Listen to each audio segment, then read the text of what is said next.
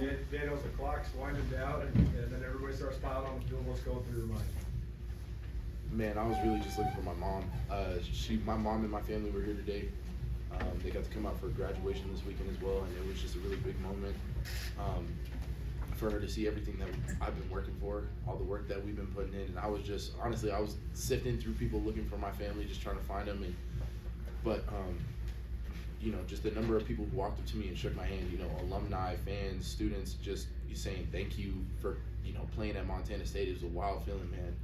Almost surreal. And it's just like, we're headed to the national championship. This is everything we've worked for. We got one game left, and it's all chips down. And we're all going all in on this. This last month has been so crazy, so many emotions for you guys. How have you been able to navigate all of them and reach this high that you're experiencing now? I think the biggest way, our coaches talk about it all the time. They say the voices in this room have to be louder than the ones outside of it. Limiting distractions, making sure that things like, graduation, whatever it is, family being in town, whatever it is, avoiding those distractions and not letting them affect you and keeping your mind focused on the task at hand and being locked in. So I think that's a huge part of being able to navigate through all that and just, keeping a level, steady head and understanding what we're here for. What was the mindset going into the locker room? You guys gave up 17 points in the first half, which, is very uncharacteristic. I don't think you gave up that many all season and a half. So. Yeah, credit to them. They're a good football team.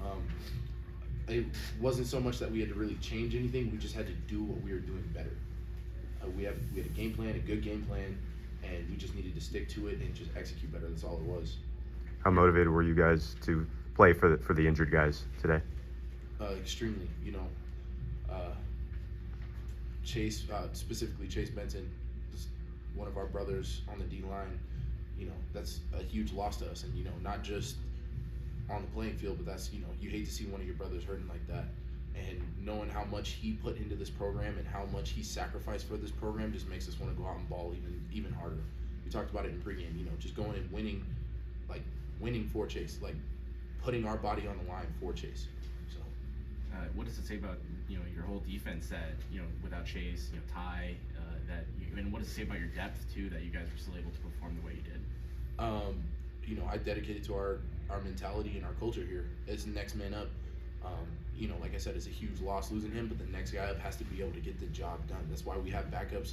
Or I don't even consider our backups. Those guys are bona fide starters taking real reps in real games. We are in the semifinals of the national championship, and those guys came in and filled the gap and filled Chase's shoes as best as they could, and Ty's shoes, and other guys like that, Isaiah, Elijah on offense. Guys stepped up and helped get the job done. Speaking of guys stepping up, what do you thought of Simeon Woodard during the playoffs? He's made some big plays for you guys. I don't think Simeon is stepping up. That's Simeon's role. Right. That he's been there the whole season. He's been producing. Nothing but love for the kid. As young as he is, true freshman, just balling out all season. Got nothing but love for the kid. And we asked you about Tommy last week. Tommy a lot, but 34 carries, one of the most unbelievable efforts in toughness I've ever seen. So from your perspective, what do you think? Beat America, man. That's a tough kid right there. Another true freshman stepping up when his number was called and getting the job done. And not just getting the job. Tommy's been balling. So Tommy touchdown. I'm gonna start calling him TT. But that's just a part of our culture. This is how we are. Next man up. That's why we practice the way we practice. That's why we do the things we do. So when a situation like this comes up, the next guy can step up and there won't be any drop off. You alluded to this, but just what have you found of the community support through all of this? All the people showing up, plowing the stands. Just what have you thought about the Bozeman community through this time? You guys have heard me say this 1,000 times. Montana State has the best fans in FCS, hands down. Those guys show up no matter how cold was it today? 30. 23 at kickoff. 23? Okay. Well, they all showed up. Some of them were here earlier than me, and they were packing the stands, didn't care. They were here to support us. Best crowd, best stadium, best in the FCS. Is there a moment that especially sticks out from this game, post game, during game? Moment that stuck out, honestly, I think it was a big turning point for our defense. Was Big 3 over here, his sack. At that point we were kind of struggling to get things going, and we were chasing their quarterback out of the pocket. He was running around, And, you know, that was a huge moment for our defense.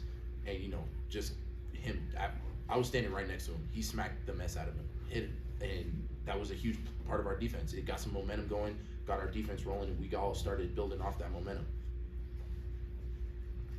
All good?